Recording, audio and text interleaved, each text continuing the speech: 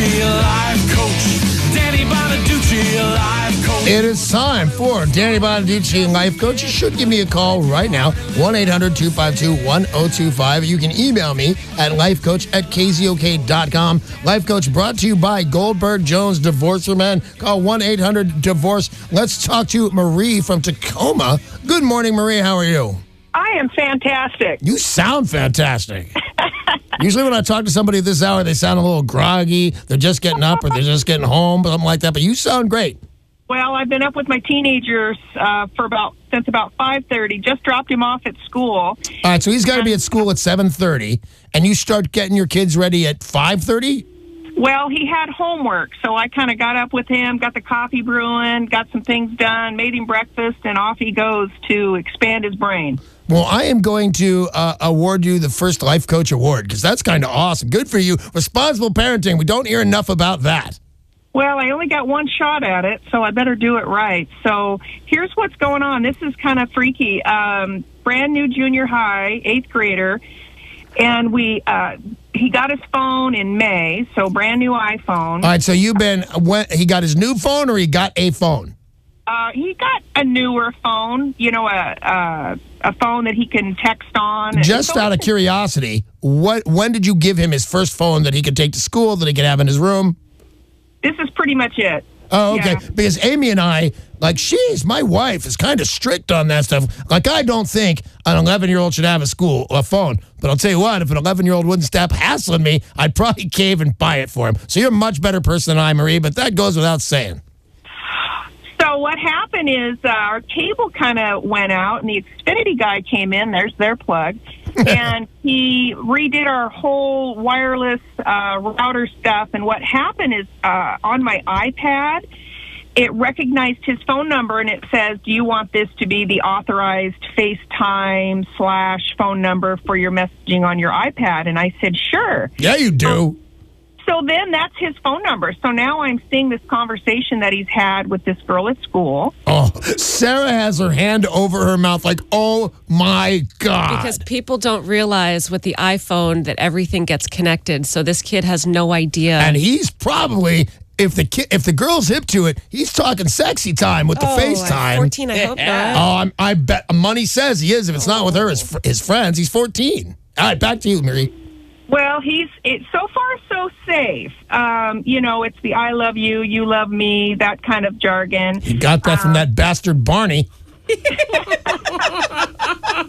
He's never had a girlfriend. He won't admit that he has a girlfriend, even though he texts, 24 hours a day. All right, Marie, just between us girlfriends, don't tell him you know. Because this is a font of information. If your kid, God forbid, is in any kind of danger, it's going to be there. If there's a creep in his life, it's going to be there. So hold on to not giving away this information because he'll never let that happen again. As soon as he finds out you've been able to see it and he's been able to see the I love you, you love me, he's 14. That's going to break his butt. So don't let him know that you know. I don't plan on it. Good. He doesn't get on my iPad, and I have the messaging thing. When he catches you, and he will, he's going to be mad. Oh yeah, he gets embarrassed, and my 13-year-old gets embarrassed if I even bring up girls. But it is what it is. It is what it is. There are kids that are having boyfriends and girlfriends, and I want you to know, Marie, because we take your calls very seriously, and I love you. I mean, you sound like a great parent. I mean, parents like you, I got up at 5:30 this morning and started doing homework. God love you. But just kind of for fun, we weren't talking to you yet. We saw it says, I have a son, 14. He has a girlfriend. He won't tell me about it. That deteriorated to Sarah and I both going, kids 14 have babies of their own. Babies having babies doesn't come from nowhere. Are you panic-stricken? I am, because I did catch a conversation last night where she said something like, I would love it if you were my first kiss. And he said, well, that would be great.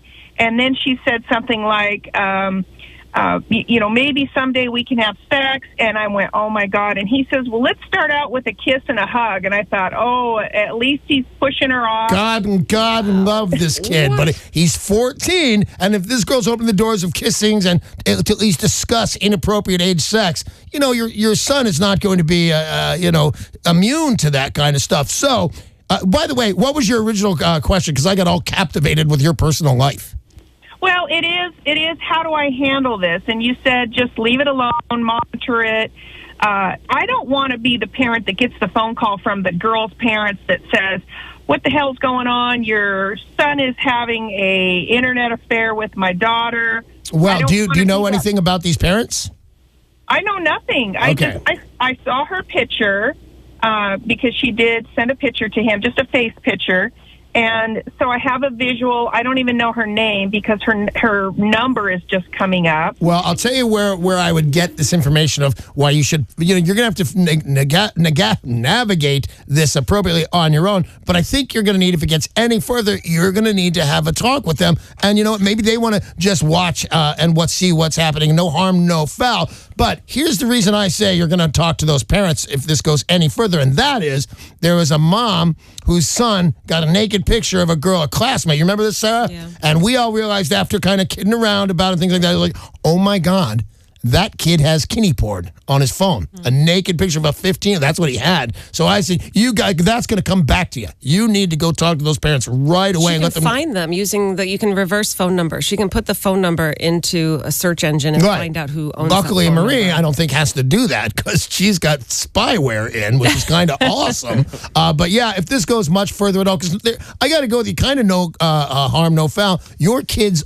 awesome, Marie, and you can only hope for this kid that I hope to be your first kiss, but let's back off that sex a little bit. So you're covered, but let's be realistic here. You're only covered for so long. You're not going to be covered after he's 15, and you're certainly not going to be covered after he's 16. So here's my advice to you so far: do not, under any circumstances, know that don't let him know that you've got this. But I have a great fear that you're going to get, the point where you're going to tell him what you know. And there's only going to be one way for you to have gotten that information. So be really careful. But right now, you're pretty proud of this kid and pretty happy. Keep your eye on it. And then definitely, if it goes further, and it will, unless they break up, which is also likely because they're kids, you're going to want to talk to her parents. But remember, you've got the first morning show award of being the best parent in the whole world, Maria. You don't have a big problem yet, but you will if you don't keep your eye on it. And then talk to her parents. Thank you for the call, Marie.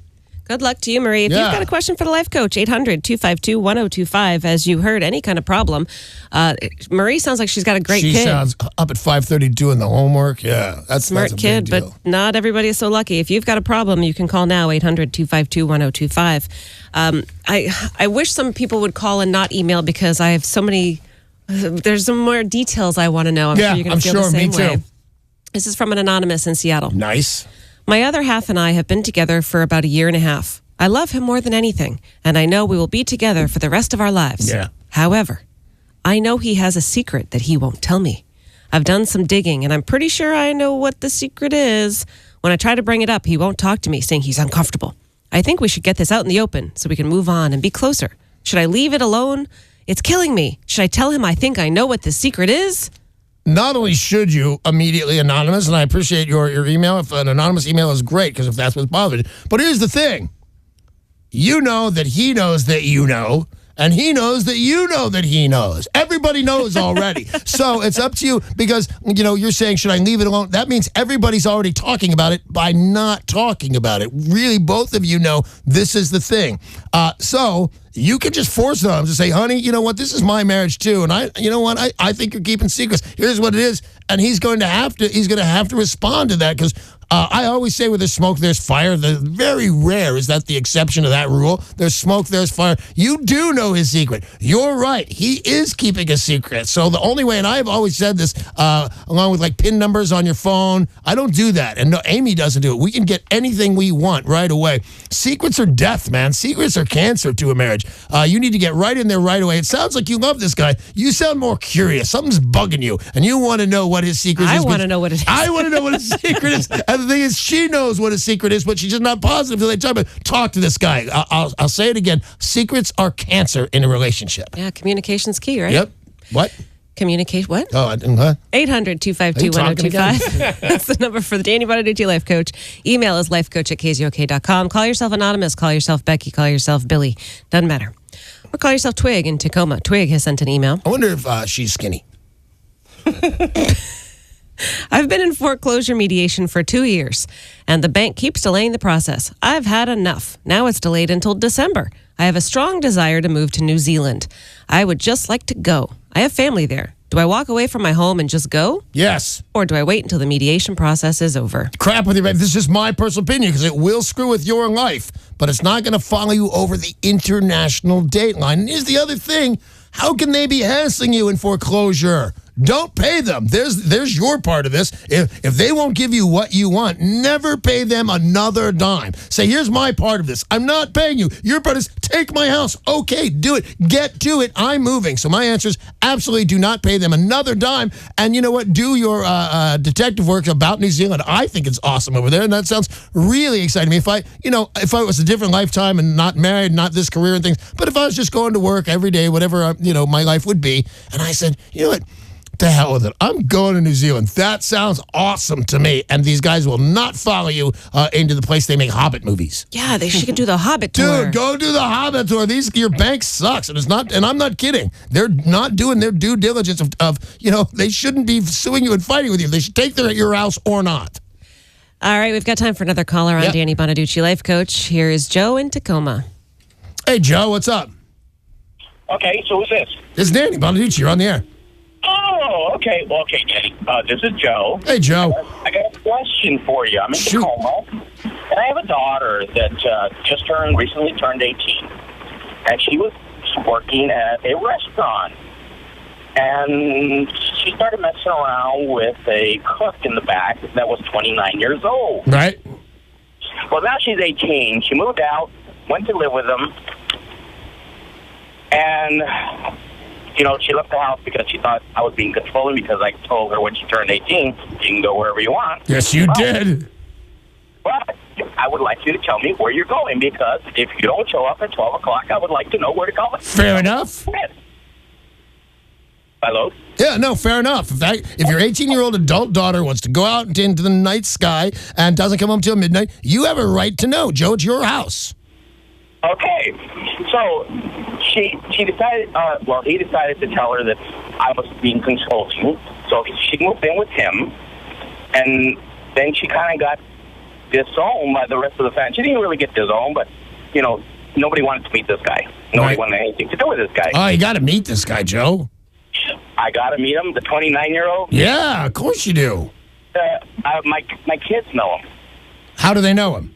Because they grew up with him. Oh, okay. So do you know if he's a good guy? No. Is he a druggie? Yes.